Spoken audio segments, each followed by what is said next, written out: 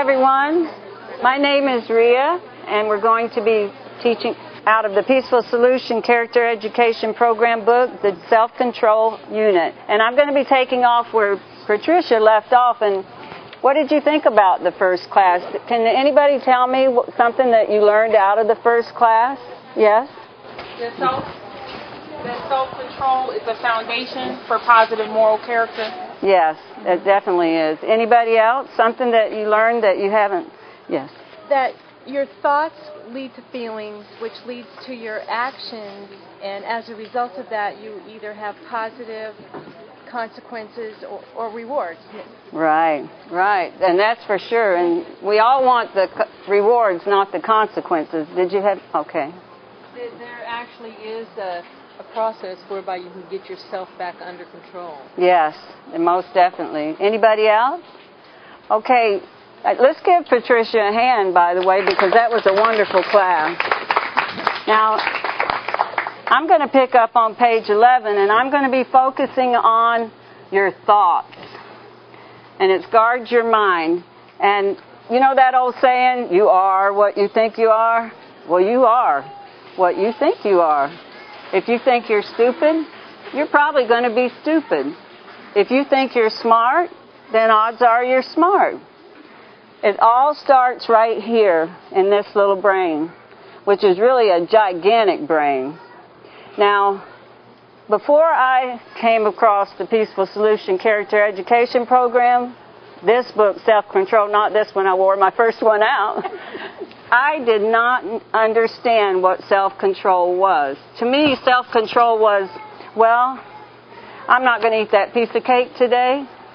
And if I didn't eat that piece of cake today, well, I just had self-control.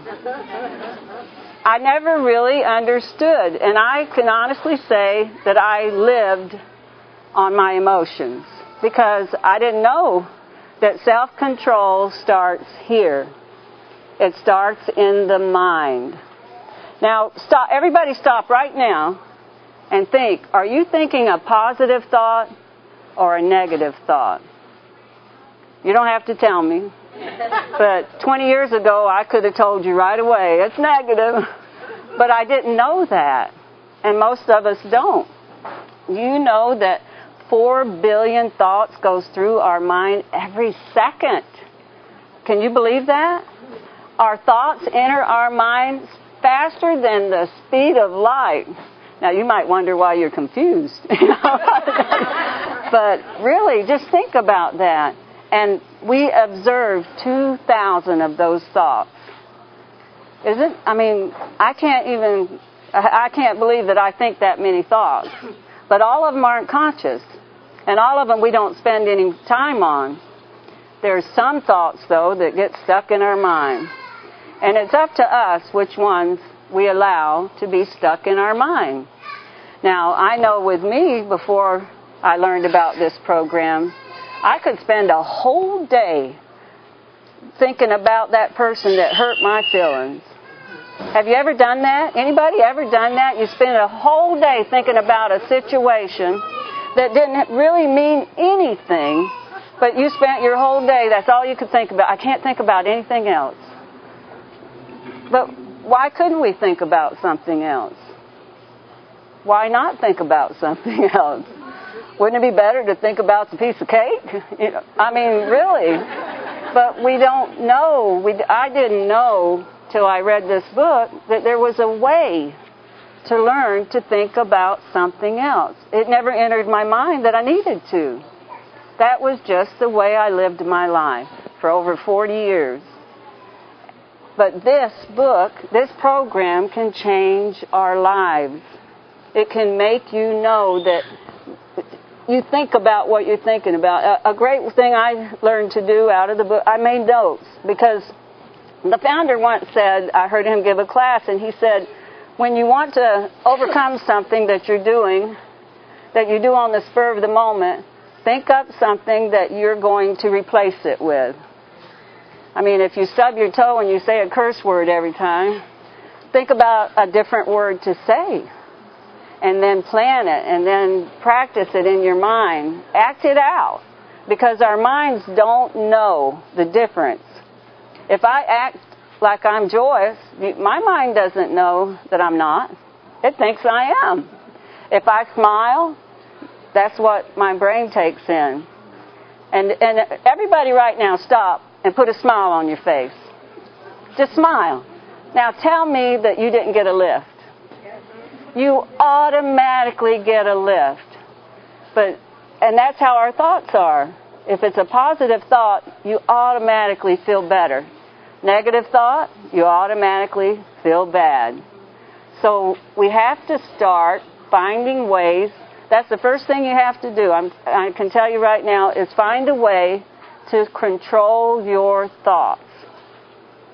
Now, with that many thoughts, that's not easy, is it? No, it won't be easy, but it can be done. Self-control is something that you have to want to do. It's not. You're not going to read this book and have self-control. I wish it was that easy, but it's not. You're going to read this book and make up your mind if you want to put that effort forward to having self-control. But it is a great life to live. To know that you are not going to just fall apart in the next minute because something occurs that is out of your control and you're just going to, and that's how I used to just fall apart. It's a great feeling to know that you are in control of the situation. So now we're going to go on to page 12, and here's where it starts. You're your own worst critic. Is anybody here not their own worst critic? Everything I mess up on, I'm harder on me than anybody else. And it says in here, we can really put ourselves down, and that's what we usually do. We don't put ourselves up because we think we're being prideful. We put ourselves down. And it says, especially when we act in a way that is disappointing. Although it's okay to be disappointed with our actions when we know we could have made a better choice, it is not okay to continually belittle our worth as human beings. If we do that, if we belittle ourselves continuously, we will never go anywhere.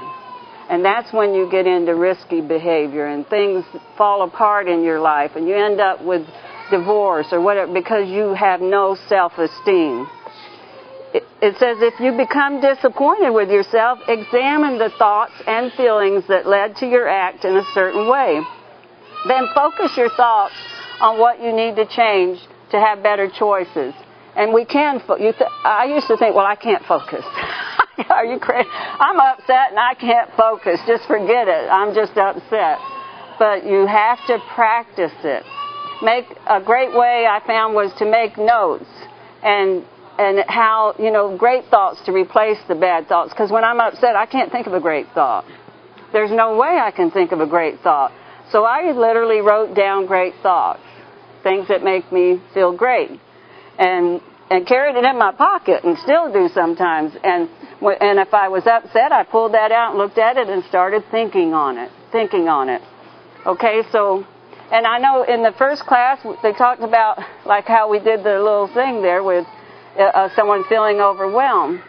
Well, when you have negative thoughts about yourself, you're probably going to have negative thoughts about her and her and her because you have become a negative thinker.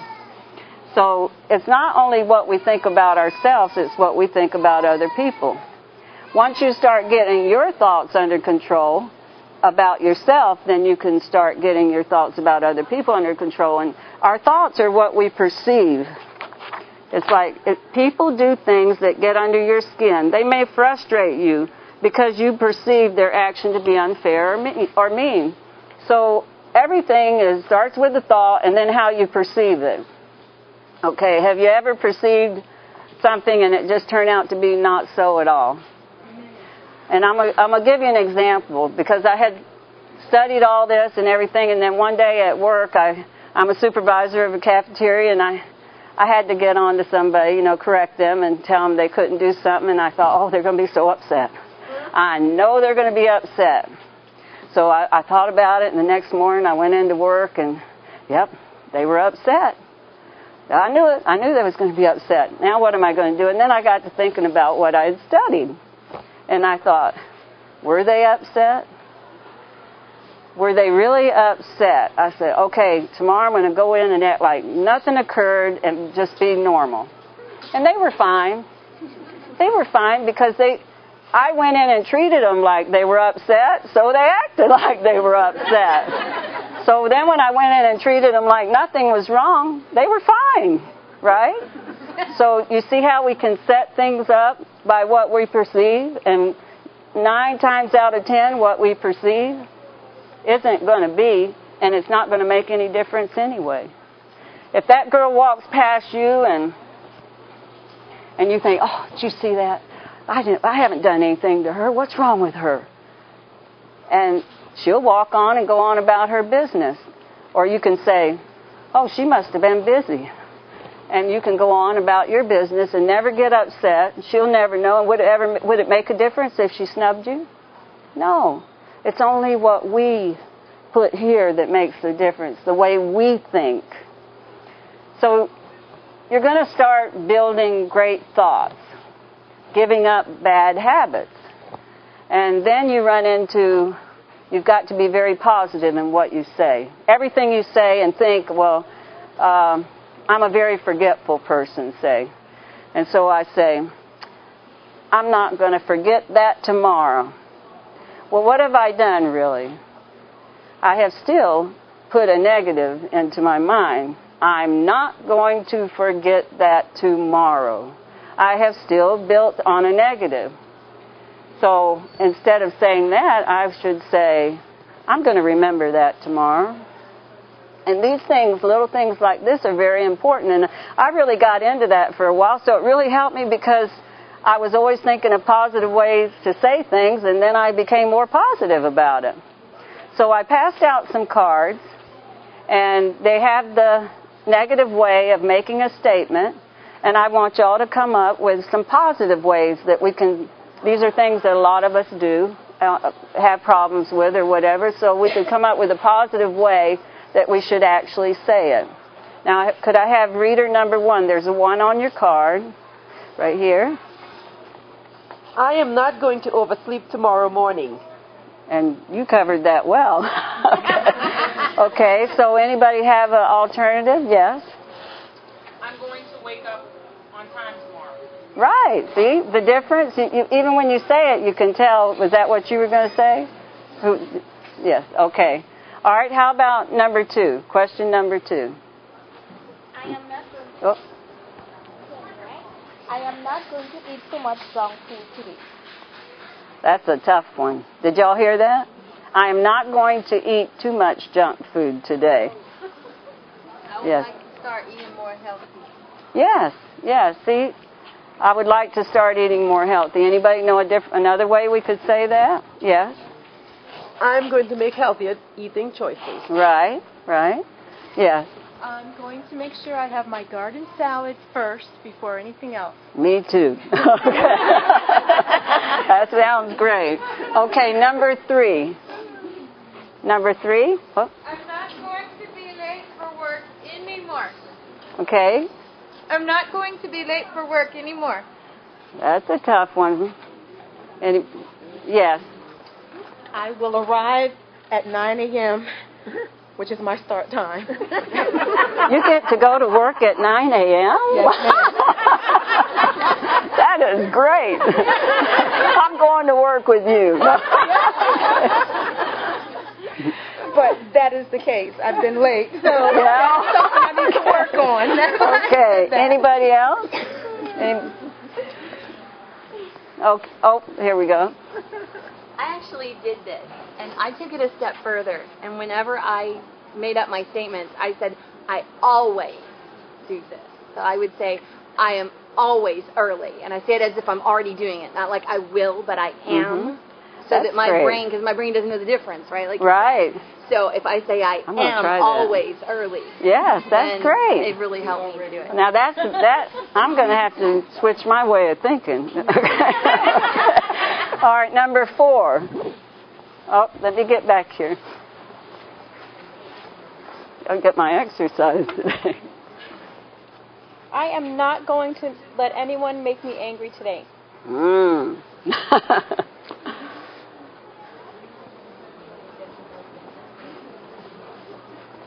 Yes. I choose to be a joyful person today. Yes, that's a great one. And over here?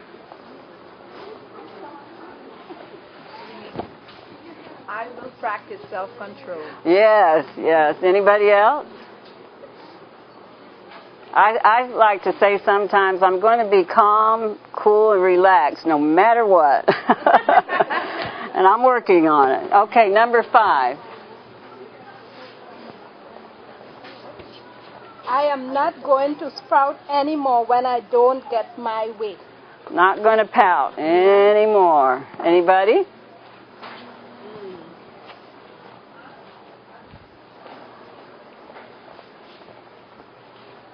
I will accept my circumstances no matter what they are. That's great. I will accept my circumstances no matter what they are. And I think there's one more, number 6. Oh, you got an I answer? was going to say, I'm going to learn to deal with disappointment. Yes, great. That's great. That's great. Okay, number 6. I am not going to nag and complain when things are not done exactly the way I think they should be. Well, that's great. Okay, I know somebody has to have an answer for that one. I will accept the help that is offered me no matter how it comes. Yes, that's great. Anybody else?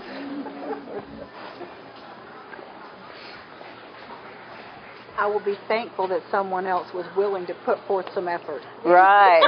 That's great. And I too think I will be thankful and grateful that things get done, even if it isn't done the way I think it ought to be. Because I have a tendency, we all kind of have our own way of doing things, and it's hard to let someone else do it their way. For that one, I would try and come up with one that would prevent the situation. So I would say something like, I always make my expectations known when I ask someone to do something. Great. That's great, and you might get it. Right. That I'm going to remember that one, too. Now, I need to take notes. I think y'all are teaching me. Now, you see how it works, though? You see how your thoughts, because if we are in a negative frame of mind and our thoughts are always negative, then what occurs next? Are we? We'll have a negative action. Right, and I may look at you and never know that you are thinking, I can't stand that woman's dress and I don't like the way she's teaching. You'd be sitting there smiling at me. You know what because I guarantee you when I had negative thoughts and I was very depressed, people used to say, oh, you're so joyous and she's just this and she's that. And I'd be thinking, if you really knew, if you only knew what was going on in here. Because you can't, I guarantee you the guy that went in the theater and shot those people, they couldn't look at him and tell what was going on in here. You can't. Sometimes you can. If a person's sad, or sometimes you can look at them. But most of the time, most of the people that are really troubled look just like we look. They laugh, they cry, they go on about life, but they're severely depressed and their thoughts are driving them crazy. So this book here will tell you how, step by step, to start working on that. Negative thoughts wear away your ability to make choices that are moral and respectful to yourself and others. Now, weighing out your options. You think about it, then you've got to weigh out your options.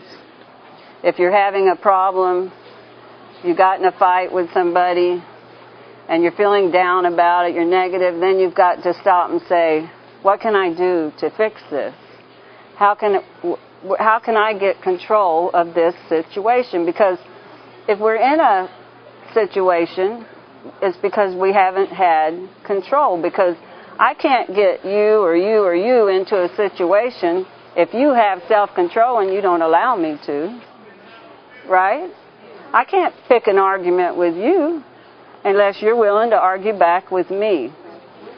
So weighing out your options means taking the time to consider the possible outcomes of each choice before acting, and then making a decision that is morally correct, beneficial, and advantageous.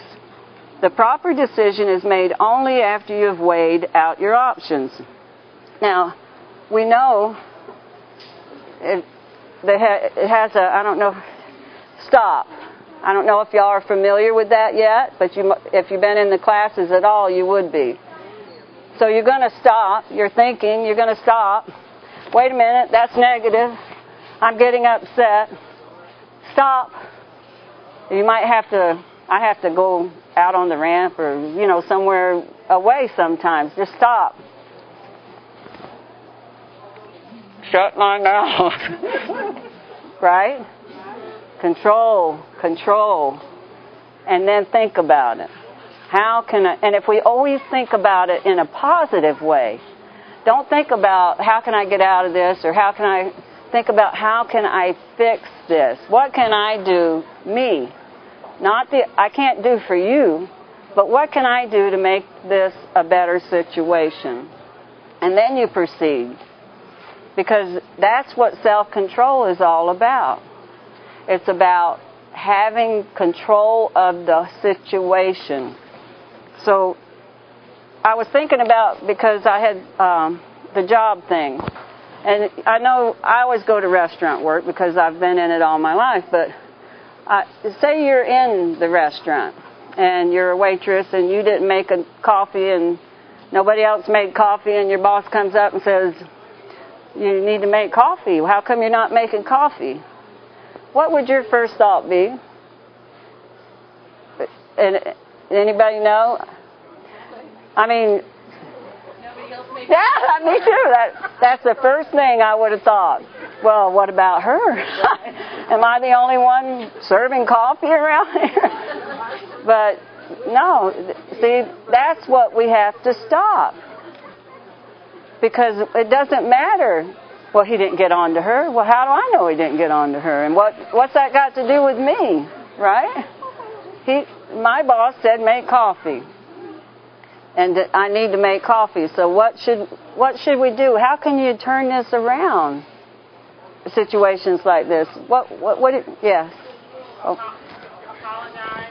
Say, I apologize. I didn't know that was your expectation. Let me go make the coffee. Right. See, that's all. And is it going to affect you? You might have to make more coffee than the other ones, but does it really matter? You're there working anyway.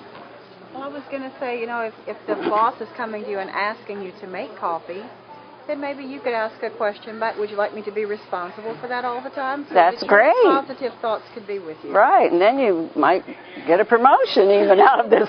See? One of the things that I do in negative situations is to think about what I'm thankful about. I'm thankful I have a job. Right. So I'm going to make this coffee. Right. You're right. I'm thankful that I have money to take care of my family. Yes. Uh-huh. And in this day and age, if you got a job, you better be thankful, right? But see, every situation in life is like that.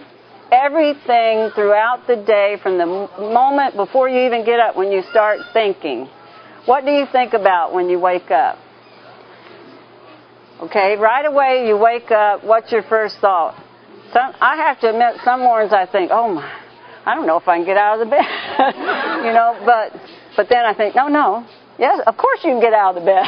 Get up. But see, some people might lay in bed and say, I'm hurting, I can't get up, I just don't want to get up. And by the time they get up, they are just so depressed, they might as well go back to bed. They've ruined their whole day. Did you want to say something? Oh, you were asking about a thought. Sometimes, yeah. I'll fly up. Oh, I'm late. So, I'm up and out of bed and ready to go already, or maybe I'm kind of really pushing it on the time. So, you're up and ready to go, for what, or sometimes a positive thought for me in regards to especially working on being on time, which is something I'm working on as well. It's a matter of I set my time. From the time that alarm goes off, it's like, okay, get out of bed. It's time to get up. Rather than hitting that snooze, it's time to get up and out. I know. I really would. They had never created snooze. I mean, see how it kind of sets you up, doesn't it? But that's where this lady's advice is really great. I'm always early for work. I always get up early, and we'll get it in our minds that we always do the right thing. Yes. My first thought when I get up in the morning is I forgot to set the coffee pot. Oh. I need the boss. Right. That's right. He could come tell you to put that coffee on. But we see now how our thoughts, everything we think, that we don't know what goes through there. I mean, one day we might. I don't know. Can you imagine knowing all those thoughts? That would be a horrible thing. Have to deal with all those thoughts at once. I don't know how. I guess that's why we don't know. But every thought that we concentrate on, every time we think about something and put our energy into it for any amount of time, we've got to make it positive. If we want to have self-control, it has to be positive. And you can. You can make little cards. I have little sayings hanging around that help me to stay focused on being positive, because it is not easy.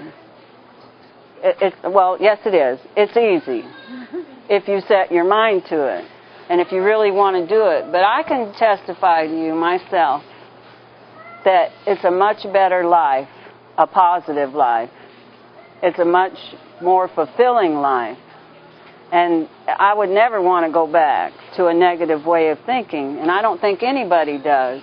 But sometimes we get so caught up in it that we don't really see that we're doing it. So that's what this is all about. The Peaceful Solution Character Education Program will teach you how to get these things under control and to get self-control. This book is the best book, and they're all great. All those books are great that they have, every one of them. But to me, this is the best book that it helped me more than any book I've ever read. The Character Education, Self-Control. Because without self-control, you cannot build moral character. Right? You've seen, like our first teacher said, you can't do it. You must have self-control. So I encourage you, all of you, to start finding ways to change your thoughts if you have that problem. But I don't think there's anyone on earth, with the way the times are these days, with all the wars and the jobless and everything that's occurring around us, that doesn't have negative thoughts. But we can make our own peace, and we can still have positive thoughts, and we can still live a positive life. So get your book and go home and study it, and don't ever give up. Don't ever give up. Turn your thoughts around, and turn your feelings around, and turn your whole life around. And I thank you for coming, and I really hope that you do follow through with this. And it's been a pleasure teaching you.